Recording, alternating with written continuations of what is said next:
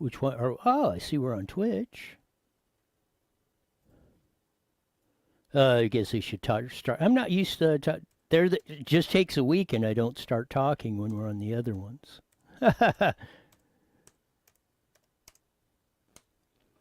So we'll be ready to rock and roll as we usually do on a Tuesday going forth. Let's see if we're actually on YouTube on my end on that.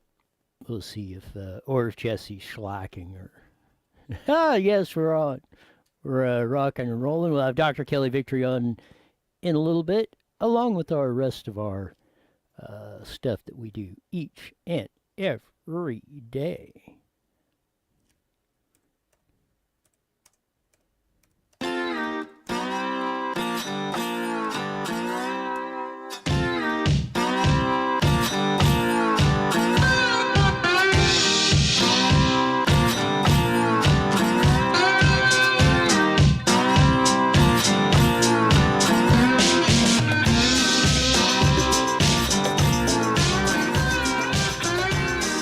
There's that funky slide guitar music that comes on every Monday through Friday, live at 5 on Newswire. We're back on Facebook, Twitch, and that ever evil YouTube.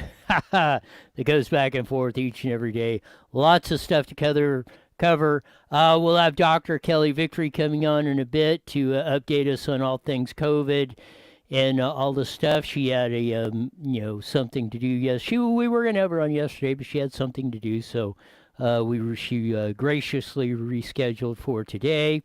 So we'll pick that up. So you won't have to hear me blather on endlessly for an hour like I did yesterday on that.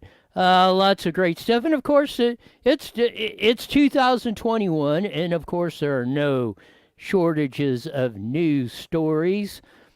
We're going to blow apart the myth that only whites can be racist, which is stupid anyway, but the latest example coming up on that we'll have coming up in a bit.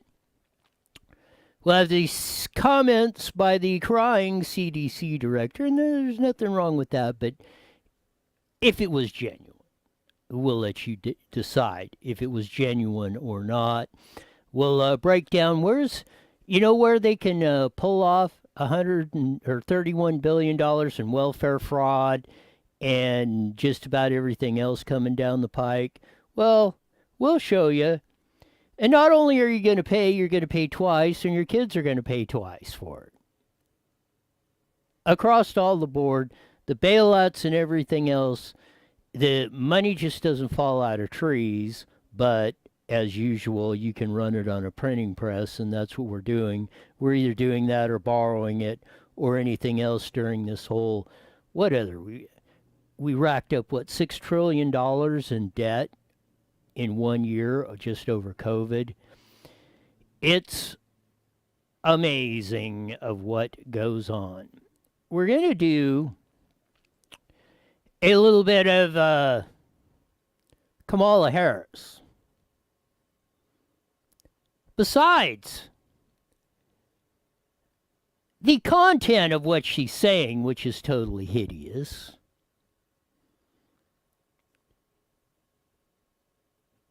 she was addressing the West Haven Child Care Center.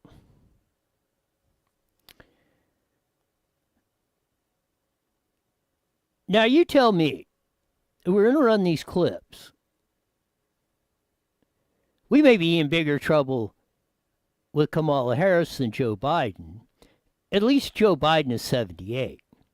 And we know, at that point, you can have all sorts of problems, and we've outlined those, cognitive decline. We've had, experts talk on that in his condition. But tell me if you think Kamala Harris is on the molly, is drunk, doing a blunt. It just isn't one time on this whole thing. But we're going to play the first clip. This is just the intro on Kamala Harris at the West Haven Child Care Center. Here we go. With the incredible Congresswoman who I'm about to talk about and Secretary. And When I look at those children, our babies, because I was raised to understand that the children of the community are the children of the community. And I look at those kids are whip smart. They had all kinds of questions. I am positive there is one of them who will be president of the United States. She is just phenomenal. But when I look at them, and we all know this is why we are here together. When a child is supported with the infrastructure that lets them know that they are loved, that lets them know that they have beautiful brains. So you're looking at that, and you hear the Kamala Harris chuckle, which isn't bad in this one. Look at the over-animated hand gesture, slumping over, leaning as you're looking at that. A little bit of slurring of words, but we'll check this out in the later clips that we're going to show. And it gets even better than that. Some of them, but you probably haven't heard these other ones. The last one we'll play is probably the most famous one that's been going around on the Tweedle machines and the social media. But I just wanted to point this out because it just wasn't one, it wasn't one inadvertent part or something. It was consistent through this whole about 15-minute speech or whatever's on YouTube that is. So I'm assuming this is the whole thing or a good portion of it. She keeps going back and forth to this stuff. And like I say, with the stuff, now she's not too bad here. On the first one, the intro, but in most cases, just generally speaking, as an observation of people, usually if they're on something or something's not right, they usually deteriorate as they keep speaking or talking or whatever. So this is Kamala about 10 minutes after the intro, and she's going through. This is Kamala Harris talking about the pandemic. Here we go. Loss of normalcy. So much loss and devastation. And this pandemic was in many ways an accelerator.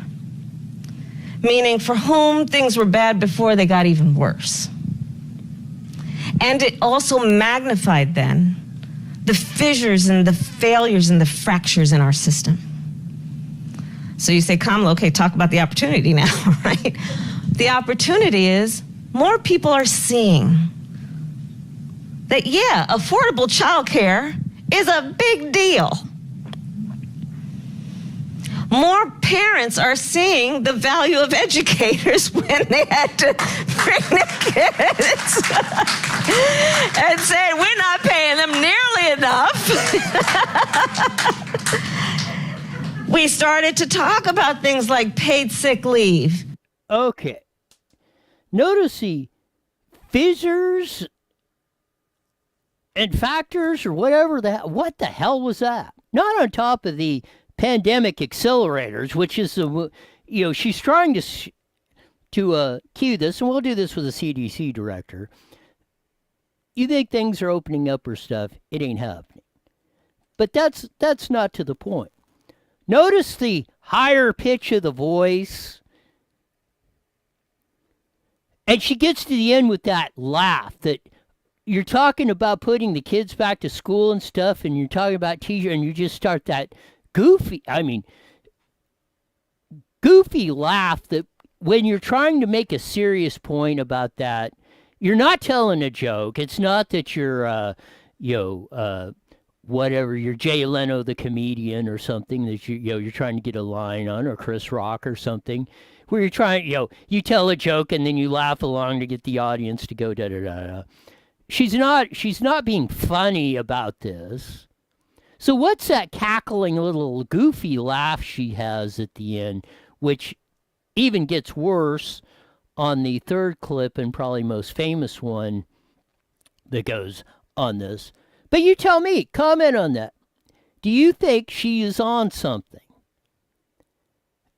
Because her mannerisms, that's why I'm playing this on the video. Just look at her mannerisms, her speech patterns, incoherent, slurring words, making up words or words you can't say. And this is the Vice President of the United States, Attorney General from California, was a city attorney in San Francisco, prosecuted cases or was a deputy city attorney. So she's well aware of how to speak in public, or should be.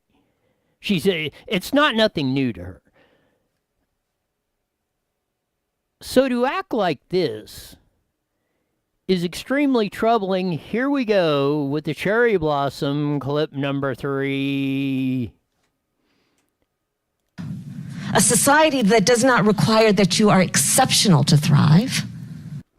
Oh, in there on that. Here we go. We're going to skip that. A society that understands that with an investment, we reap great rewards. That's what this is about. So the president and I and all of us who are a part of this are really excited about the American Rescue Plan, because through this plan, we are going to lift half of America's children out of poverty. Now, why should we care about that? We care about it because lifting folks out of poverty means dealing with issues like food insecurity, to address longstanding racial disparities in every one of these systems, be it healthcare, education, the economy, the workforce, in large part because of dual responsibilities and the need to address those responsibilities. We are at a moment, I believe, that should cause us to have great optimism about what is possible. And we are all a part of it. So, it's Friday. It's the second weekend of spring. I left D.C. and I think the cherry blossoms are about to come out soon and flowers are blooming and at least we see those little buds. And we have a moment where we can see kind of a spring. So let's go into this with all of the wounds we carry. But let's go into it with a sense of optimism. Cherry blossoms and springs and the cackling laugh and all that. When you're talking about that, I mean, just look at, again, really like they say, a picture's worth 1,000 words. Not only looking at that, just looking the way she's carrying herself up on that stage.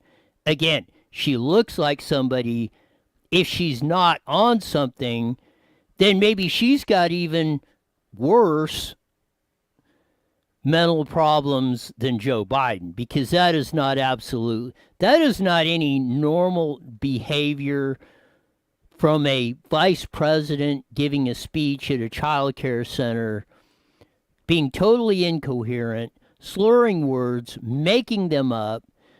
And that was Slow Joe, and I mean, he's been doing that for a year now. Everybody would be, they would be making excuses for why that.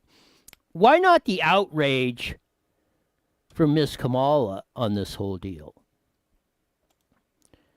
Because that's where I believe we have some real problems. And as bad as Joe Biden is, help us all if the 47th president of the United States is Kamala Harris.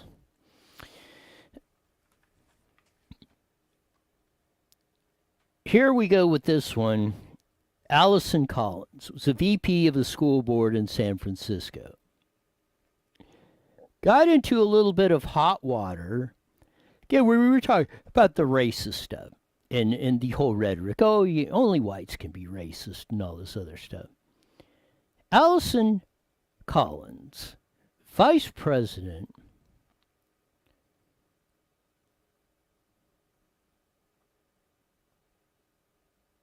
said or got into some hot water about some tweets in San Francisco. So here's the Fox 2 report. Here we go. Special meeting Thursday. The San Francisco School Board voted 5-2 to strip Allison Collins of her position as board vice president and from all committees effective immediately. This comes after a 2016 Twitter thread from Collins accusing Asian Americans of using white supremacy to get ahead came to light. The decision comes amidst criticism of the entire board for not reopening schools quickly enough.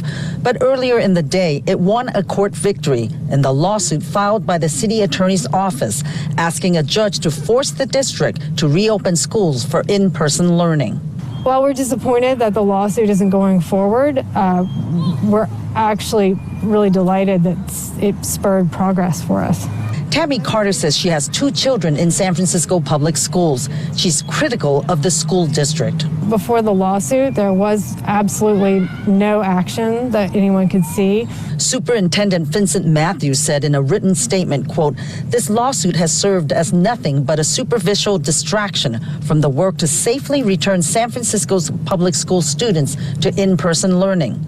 So there you go. The superintendent. Oh, you want your schools open? Basically, middle finger to you, parents. On top of that, vice president of the school board that they elected up there, Allison Collins, they're not showing you, they're just showing you some of the milder tweets that she made.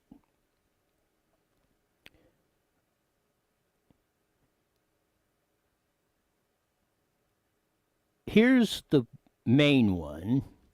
Flip up number 4 so everybody can see it. Allison Collins. Do they think we won't be deported, profiled, beaten? Being a house enter is being an enter. You're still considered the help. That's Allison Collins tweeting on that. Now she's trying to make an excuse. But as you see, here's the ones that they're showing you. Hey, Twitter, does anyone know about these news stories highlighting the hater speech of bullying of Asian students? Please send them my way. I'm looking to combat anti-black racism in the Asian community at my daughter's mostly Asian American school. In many Asian SSs and TS, I won't engage in critical race convos unless they see how they're impacted by white supremacy. I grew up mostly in Asian American schools, and know this is an experience to all well. Many Asian Americans believe they benefit from the model minority BS. In fact, many Asian Americans, TSSS and PS, actively promote these myths. They use white supremacist thinking to assimilate and get ahead. That is Allison Collins on the Twitter machine, who gets elected and appointed vice president of the school board in San Francisco.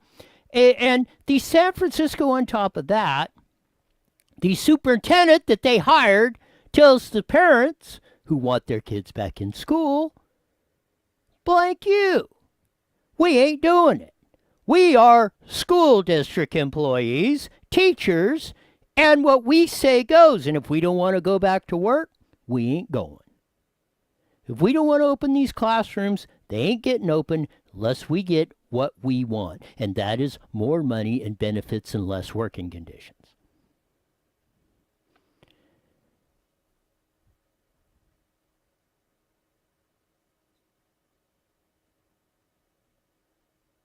Let's cut to the chase of what is going on in this. They're using that just like they're using the control stuff of COVID, and we'll get into that with when we get to Kelly Victory and Fauci and Birx and all this other crap.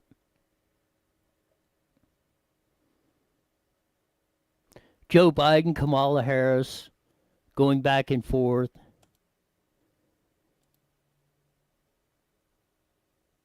How they use the emotional heartstrings to pull any of this. Is Rachel Walzoninsky is pulling the old emotional card.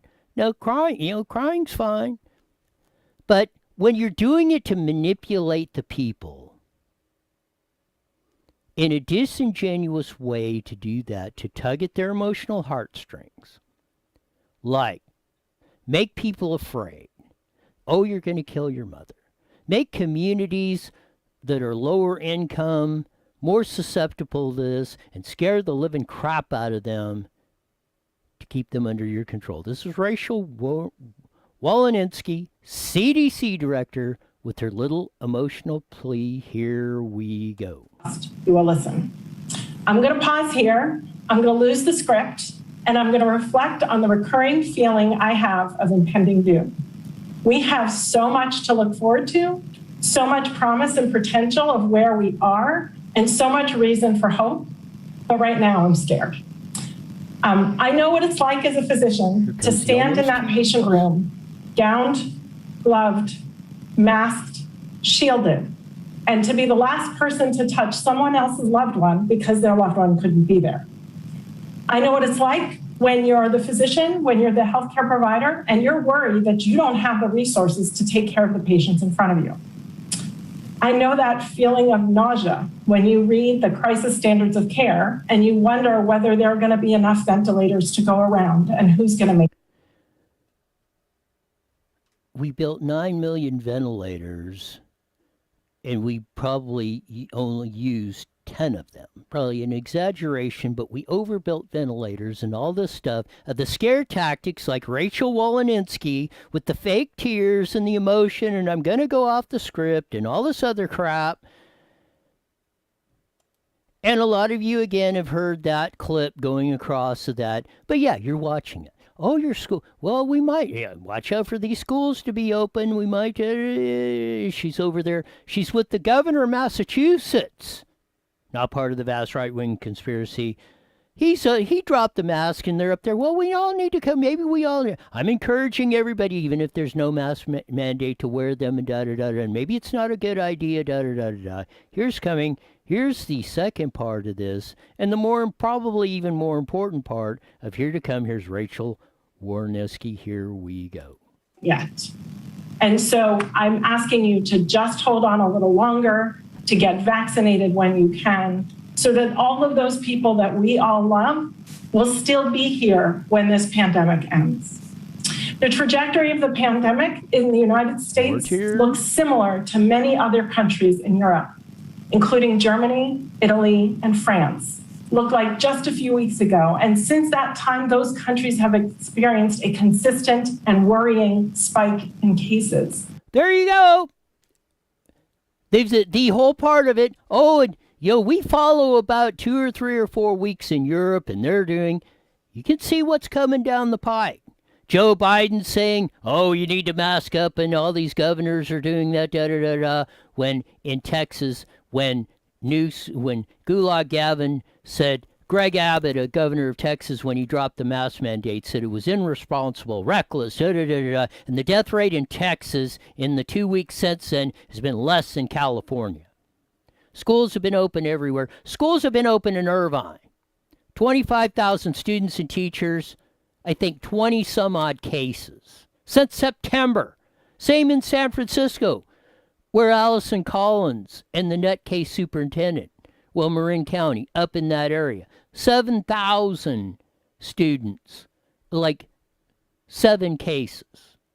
And they were all not serious. Nobody died. Nobody got sick. No nothing. Yet, we're having this big caution about this in California. Can't open schools, yada, yada, yada. Where in every case, practically, there has been no or infinitesimal danger of opening schools. But you're going to kill somebody if you do that.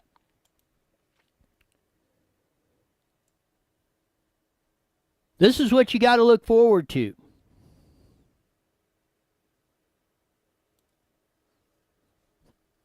And if there is not another reason to recall them all or vote them all out of office, I've been asking, where's all this money coming from? This is from Dan Walters, Cal Matters. Commentary: how will California spend $150 billion windfall? Let's assume that your rich Uncle Harry died, and when this was all read, he left you $50,000. The unexpected inheritance gives you three choices. You could put the money into a savings account or invest and have it available should you need it in the future. You could use it for a one-time purchase, such as a new car, collect college tuition, or down payment on a house. Or you could ramp up your lifestyle by $50K a year and hope that Harry's brother George dies and leaves you enough money to continue the party. This is what's happening. These stimulus checks and whatever and bailouts, California's general fund budget that they ran the whole frickin' state on was $137 billion. And Biden just gave us just printed out, borrowed it from the Chinese or whomever, $150 billion twice. You know how the teachers are getting paid? You know how the $31 billion in unemployment fraud, or the $10 billion or whatever they're going to dump more, $100 billion in the bullet train that is never going to move, hasn't moved in 11 years, and is still they're throwing money down. What have they thrown down? $20 billion of your tax dollars down the rat hole? You know, the credit card bill is going to come due on that. And when you can't pay, those you owe the money to it take it away. Take away all your stuff, your home, your car, everything else. And if we're borrowing this money from the Chinese or whomever, who do you think's going to, if the Chinese are owning the mortgage to your house, the lien that you borrowed the money that says legal owner on the car payment, if that is traced to the Chinese Communist Party, you borrowed it, you eventually borrowed it for them. When the bill comes due and you can't pay it because your currency is worthless, who's going to own all your stuff? Follow the money. You're getting hosed right and left. And if you look at Kamala, another one, and an irony of all ironies, of the recall on Gavin Newsom, we may get into this.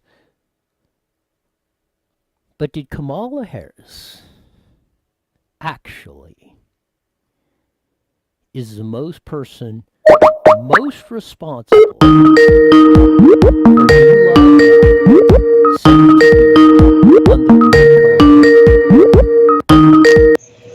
the Gavin Newsom that reported her city attorney or whatever they call it in San Francisco, and that it will be, what do they say, deja vu,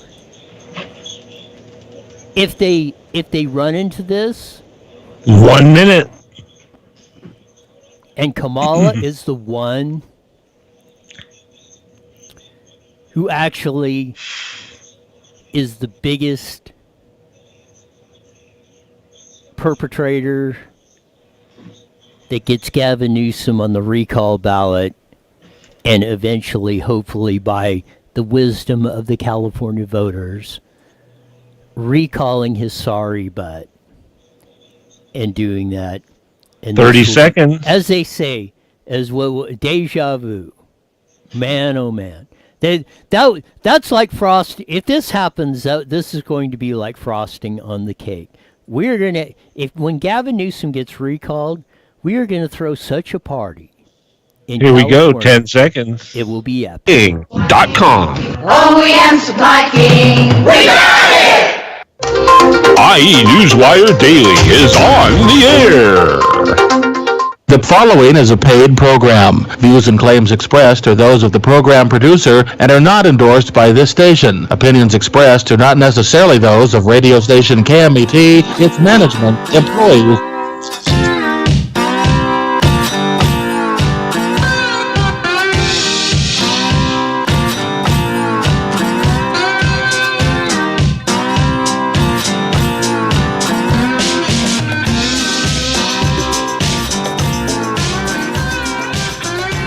There's that funky slide guitar music that comes on every Monday through Friday on the Mighty Met 1490 AM, broadcasting all over the Inland Empire on the mentioned AM band. Joining our vast video audience on Newswire on Facebook, Twitch, and the evil YouTube. I didn't even got Jesse to crack up on that. We headed off a lot. Kamala Harris, go back and watch the video. And we played you probably heard the famous Chuckly clip. You got to go back and see the whole thing. Is this broad on something? Seriously, is she on Molly, weed, drunk? Or does she have some sort of is she getting cognitive decline? It's amazing what's going on if you follow that whole 15-minute speech and break it down like we only do on IE Newswire. It's absolutely fascinating on that. He also said the district will be that came about. Allison Collins got ditched by and was elected vice president of the San Francisco School Board, is out because of very racist statements against Asian Americans, and we blow the lid off the only whites can be racist, which is an absolutely idiotic concept to beginning, but that's how they shape the opinion. Rachel Walensky, the CDC director, with her fake emotions on that, but it's really behind that. Kamala Harris, Joe Biden, everybody else, the Birx thing and the Faucis of all that, and we'll get into that in a minute with Kelly Victory coming up. But that's what's going on. You prepare for the more lockdowns. It's coming. You think they're toying with you on the schools things and They've been Walensky's doing it, Birx is doing it, Fauci's doing it. They're very strongly hinting these new viruses are coming, and you say, no, well, maybe we're opening up schools too fast, and this, and emotional plea, and we're all gonna die, and unless you obey. That's what we're in for, and you've got to fight this 100% if you don't want to be a serf, subject, or a slave, and we've got to get rid of the slave masters, as we're going to do with Gulag Gavin on to getting rid of the goofballs in the House and Senate in 2022 and changing the presidency up in 2024.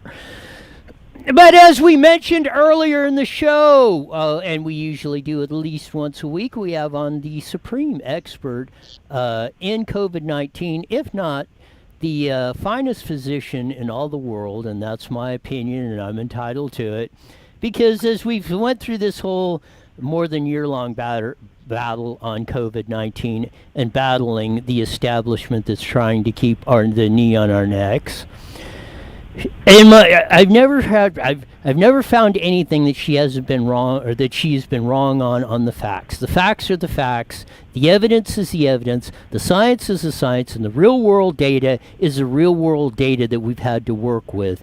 And here to break it down and show you where we are possibly headed with this stuff, and we're gonna get into it with some of the quotes coming up as promised. Dr. Kelly Victory, welcome to IE Newswire. IE Newswire with Roy. I'll get it out once. Hey, Roy, and I promise you, I am not here with a feeling of impending doom. I can tell you that. The crew's at it again, and we went through Walensky, and she's not only in that one, but she was up at with the governor of Massachusetts, who I don't think is part of the vast right-wing conspiracy, as Her Highness says, Hillary Clinton.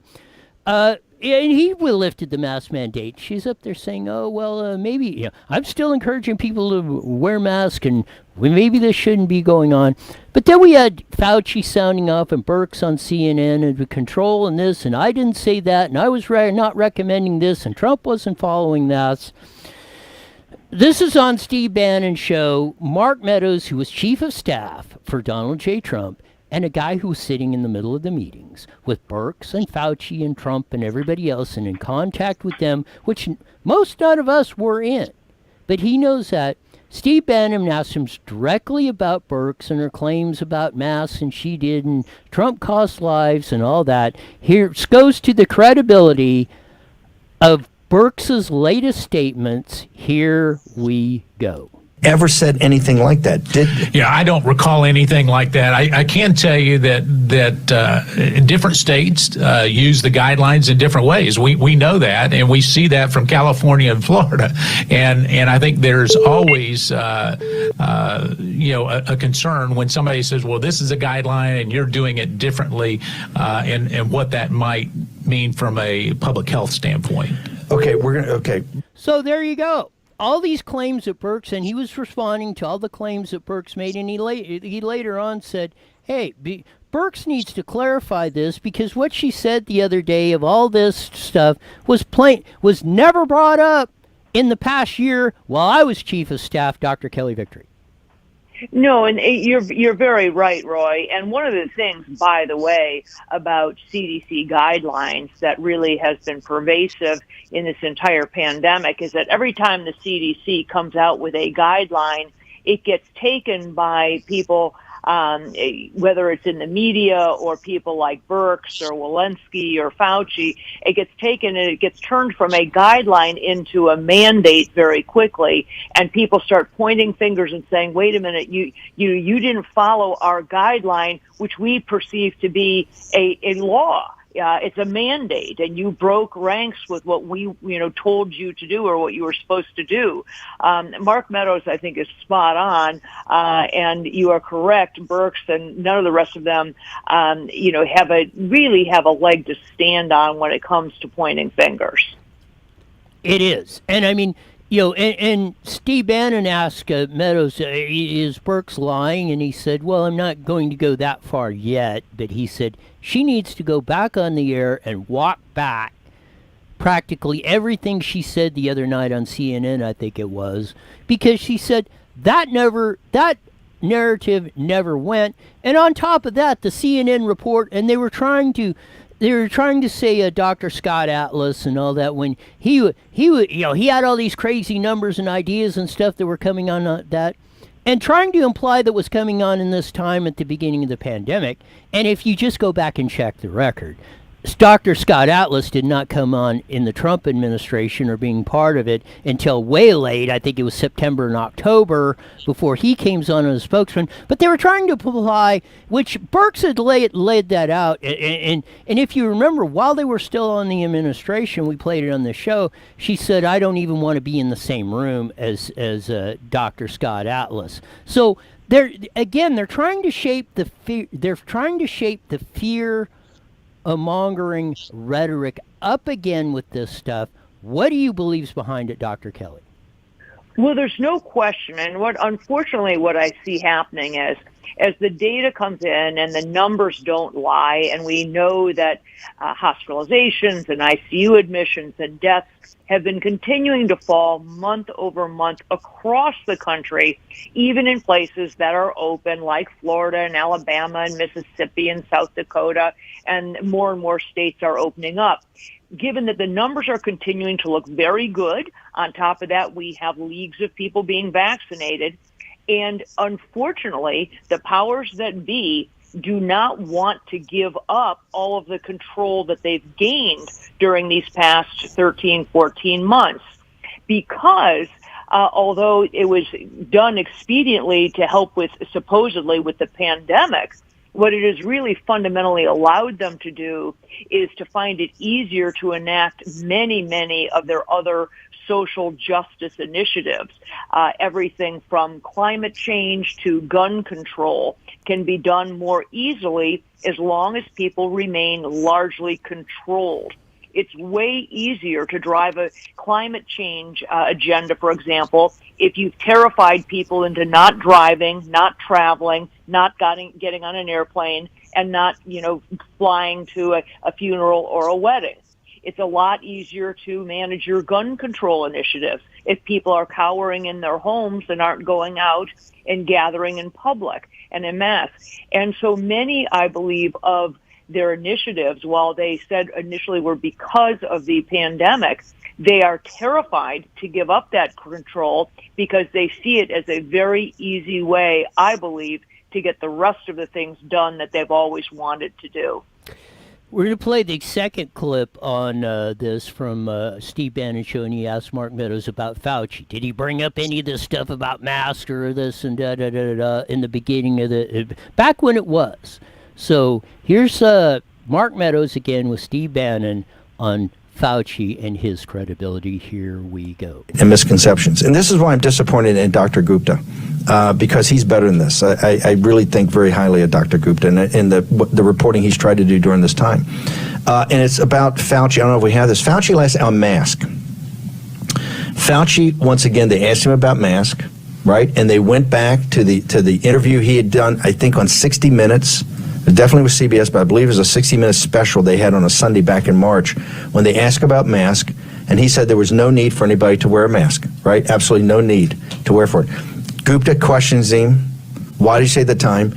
And he said, because we had such a shortage of PPE, right? Such a shortage of PPE, we had decided that we were going to basically tell the American people you don't need to wear a mask so that the frontline doctors and nurses and EMTs could get masks. Now, I have researched this with talking to many people on the task force and people who worked around it. I have never, ever found a person that said that inside the White House or the task force that was ever. They have said that is, to their understanding, a stone-cold lie. Now, you're a chief of staff, and on the situation of masks, back in March, was there a policy decision made that in order to get PPE out to frontline workers, that you were going to mislead the American people about the effectiveness of masks or anything about masks and deputize Fauci to actually say that? Absolutely not. I can. There you go. And while I disagree with Steve about Dr. Gupta, there's Steve Bannon. He went researching and he's got a lot of contacts. He was on the inside of the Trump administration, worked in the administration. On top of that, there's Mark Meadows saying that the whole Fauci mask turnaround, this and that, and da-da-da-da-da, was a complete lie, Dr. Kelly. Oh, there's no question it was. And I completely disagree with Steve Bannon with regard to Sanjay Gupta. Thank you. Sanjay, I mean, please. He is a shill and has really been doing this for years and is not a credible physician in any way. But there's no question that was a lie. And frankly, Anthony Fauci has elevated the concept of the platonic noble lie to an art form. Anthony Fauci knows darn well what he's saying isn't true, but he does it and he lets it slip under the ethical guise of, well, I know I'm lying to people, but I'm lying for their own good. Parents commonly do that with their children, but this is somebody who's doing it to an entire country. He knows, for example, that masks don't even work, that they're not necessary, that they are not helpful in containing the spread of a respiratory virus. He knows darn well that someone who's vaccinated, for example, needn't be wearing a mask or socially distancing, those sorts of things. But he says these things because he is fearful that otherwise, the American public will go out and go rogue and do things and not be under their control. So there's no question that, Anthony Fauci first launched this idea that, we needed to control PPE, and then did a 180 and said, oh no, masks are critically important. And as you well know, now we're up to 2 masks. I can only imagine that 3 masks are around the corner. Yes, and it goes back. They went and covered the vaccines and stuff with Mark Meadows and stuff, and Dr. Peter Navarro, which has been on there. And I pointed out I wanted to put the Gupta part in with Bannon because a lot of people bang on him or saying right-wing conspiracists, da-da-da-da-da. Well, there's Steve Bannon, which Dr. Kelly, Victory, and Roy aren't red hot on, but he thinks he's okay about that. But, to disseminate this stuff, but back to the vaccine. Dr. Peter Navarro, back in January when he was in the meetings of 2020, and Mark Meadows backed it up. Fauci, Birx were saying, no way you can get a vaccine done this fast. It's impossible. Well, there you go. What's your comment? Well, my comment on that is not only was Anthony Fauci saying that there's no way you could get a vaccine done this quickly, that there's no way the average American would be able to get a vaccine anytime soon, that it would be, quote, many months into 2021 before vaccines were even potentially available to Americans. Then last week he comes out and says, yeah, getting that vaccine fast-tracked was my best decision ever. I thought, oh, for the love of God. Now you've gone from not only being dead wrong about the speed with which one could be brought to market, but now that it's happening, you're going to turn around and take credit for it as if it was your brainchild? I mean, please, there's an element of hubris there that's really quite intolerable. Anthony Fauci, I don't think he would tell the truth if it was to his benefit, and I think the evidence is very clear that that is the case. Yeah, and the other thing is, and again, I don't know Anthony Fauci personally. I've grown to have great disdain from him based on the way he's managed this pandemic. But I think it's important for people to realize that the person that the country is largely looking to for direction on this pandemic, Anthony Fauci, when he last practiced medicine, when he last actually laid hands on a patient, CAT scans had yet to be invented. Think about that, okay? More than half, it's been 54 years, more than half a century since Anthony Fauci was seeing patients. That's a very long time in medicine. I'm here to tell you that if 5 years go by, the nature of medicine, what we know, the medications we use following clinical practice, all of these things change very, very rapidly. There's a reason why practicing physicians put in unbelievable numbers of hours for continuing medical education every single year. The idea that we are looking to a man who may, on paper, be very academically learned, he may be very book smart, he simply isn't the person who should be in a position of driving this. He's been an administrator for more than half a century. And administrating, and it's becoming, the evidence is more becoming clear every day, funds he had control over, National Institute of Health, financed the Wuhan lab that even the former CDC director, Robert Redfern, said, this came out of the lab, this bat thing is completely crazy, and we really shouldn't even be in debate. But if Fauci funded this, and as our CIA reports were in 2016-17 saying, and our intelligence reports were saying, hey, you better get down here. This place is wide open. Something's going to go wrong here.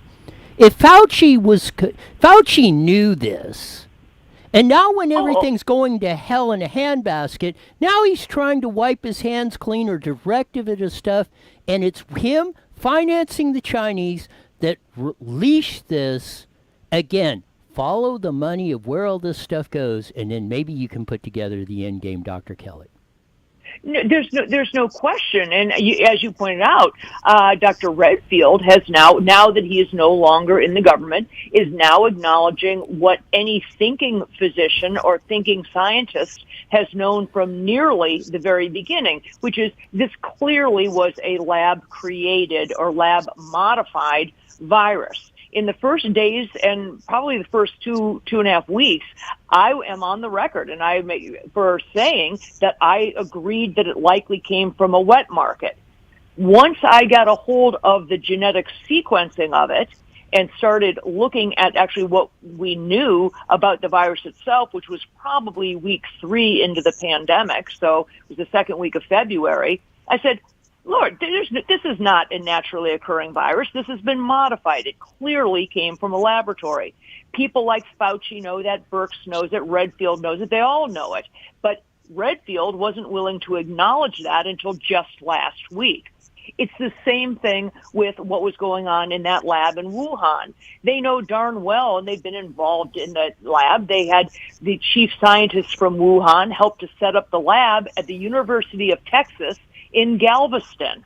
They were traveling back and forth between those two labs, between Galveston and Wuhan, China, for years and years. Likewise, Dr. Anthony Fauci was running the NIH when the paper came out in 2005, saying that hydroxychloroquine was effective against SARS. the precursor to COVID-19. It was effective against SARS. Anthony Fauci knows darn well about all of this science, yet he turns a blind eye to it and plays ignorant in the face of a pandemic now launched upon us by China. So he has a lot of blood on his hands. You will never get a mea culpa from him. The best we can do is hope that more people like Redfield and others, as they bail from the government into the private sector, are now scrambling to get on the right side of history and are starting to finally tell the truth. And as one of my racer buddies, Lee, writes in only a language a car person could put in, tell Dr. Kelly Victory, my spark is still retarded from that shot.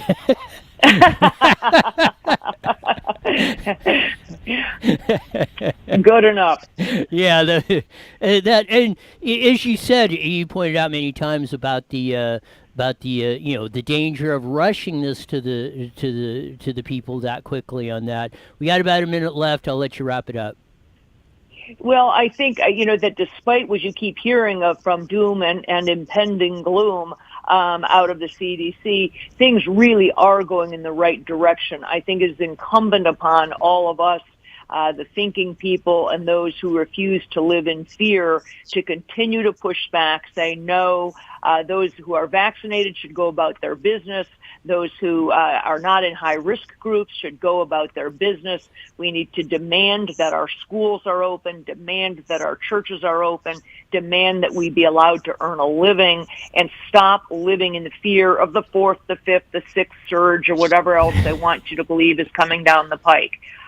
Because we can't live like this, and there's no reason to do so. It's time to get back to business as usual. Thank you, Dr. Kelly Victory. We'll do it again real soon. Sounds great, Roy. Thanks. Dr. Kelly Victory on all things COVID and setting the record straight. I wanted to get to this last one because it's going to be an irony. If Gulag Gavin gets recalled, and I said, this is going to be icing on the cake when we finally get rid of this goofball, hopefully by the end of the year. This is San Francisco Gate. Did Kamala Harris accidentally force Gavin Newsom into a recall election during California? Governor Gavin Newsom's Please Don't Recall Me television tour last week, he made a point to blame Sacramento County Superior Court Judge James Argulas for giving recall organizers a 120-day extension to gather signatures. Mind you, he did that because of the COVID restrictions and the inability that they weren't able to go out in front of big box stores or whatever and collect that. They had to do it individually. Quoting from the article, at the end of the day, this recall petition was aided not just by the French Laundry incident, but it was aided by a judge who ultimately doubled the amount of time that they could get the recall supported and ultimately on the ballot, Newsom told CNN Shake Tabber.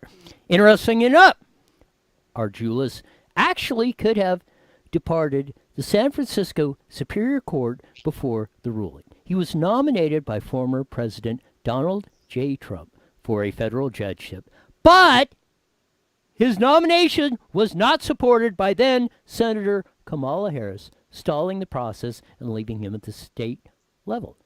Ironically, her decision might lead to Governor Gavin Newsom's recall. Judicial Nomination Blog wrote on Twitter, who knows if another judge in Sacramento would have extended the deadline. So again,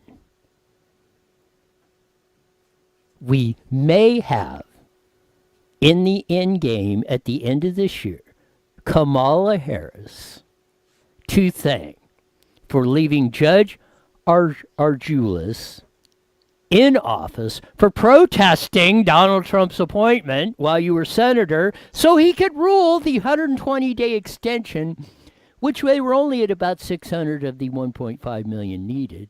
And then Gavin, the gift that keeps on giving, had to do the French Laundry incident on top of all the other crap that he's put us through.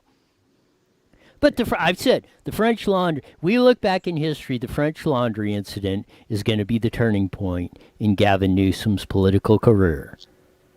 That is going to be his ultimate, I believe, destruction of his political career. And it shows the arrogance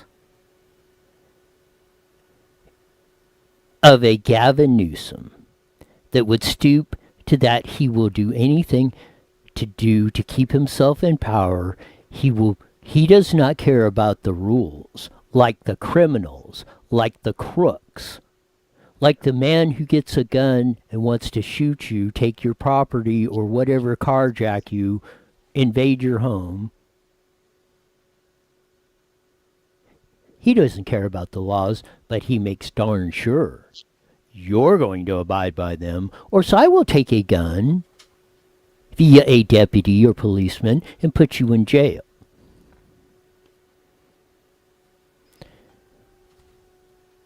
That's what we're fighting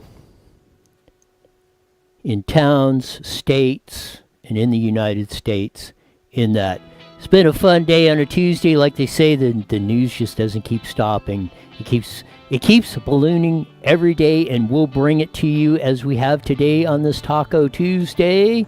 And tomorrow we will be back on Wicked Wednesday to bring you all the stuff, and maybe we'll have Eddie George back on and probably Susan Shelley, but who knows. But until 23 hours, see ya!